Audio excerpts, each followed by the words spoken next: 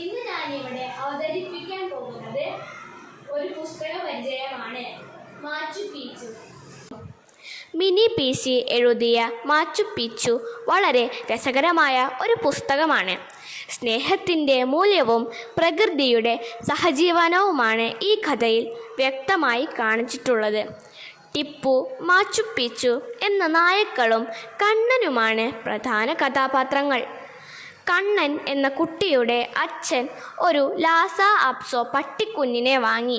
തുടർന്ന് ആ വീട്ടിൽ കണ്ണൻ്റെ കുട്ടിക്കാലം തൊട്ട് ഉണ്ടായിരുന്ന നാടൻ പട്ടിയെ അകറ്റി നിർത്താൻ തുടങ്ങി.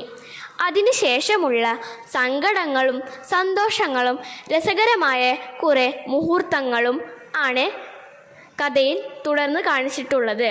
കുട്ടികൾക്കും മുതിർന്നവർക്കും ആസ്വദിച്ച് വായിക്കാൻ പറ്റുന്ന ഒരു കഥയാണ് മാച്ചു പീച്ചു.